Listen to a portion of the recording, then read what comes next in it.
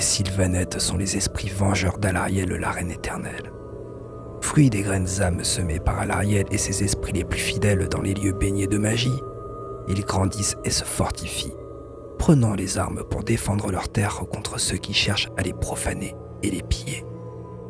Les sylves de guerre des Sylvanettes avancent avec grâce.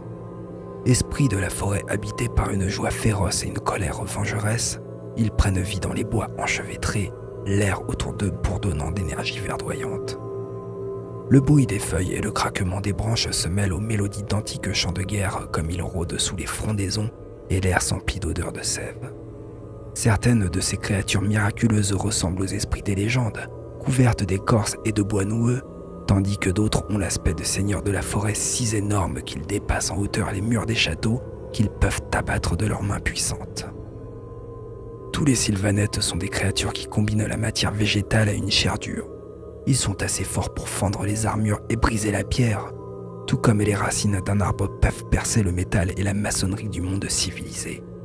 Ils sont avant tout des êtres de la nature et ils détruisent tout ce qui menace le cycle de la vie avec des ronces étouffantes et des épines acérées.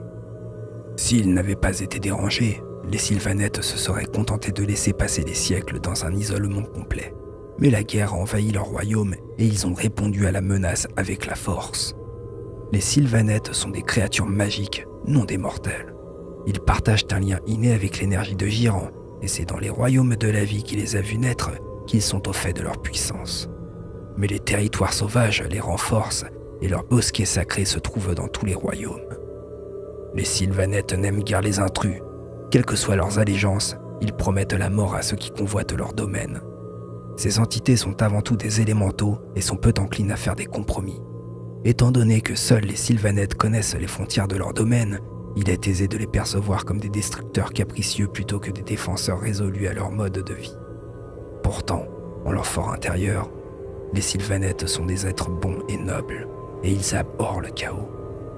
Durant l'âge des mythes, les Sylvanettes formaient une société florissante qui colonisa de vastes territoires du monde naturel. Certains pensent que leurs origines sont à chercher dans un autre lieu, en une autre époque, que leur déesse, Alarielle, la reine éternelle, a survécu à la destruction du monde qui fut, et que certains parmi les Sylvanettes sont les esprits de son peuple, dont elle sema les graines âmes dans les lieux les plus fertiles qu'elle put trouver. Depuis ces premiers jours, leurs effectifs ont bougeonné, fleuri et se sont disséminés. Tout comme les arbres forment d'abord un taillis, puis un bois, et enfin une forêt. Mais comme toute chose, ils commencent à dépérir, l'âge du chaos faisant des ravages dans leurs rangs. L'animosité des Sylvanettes envers le chaos est intense.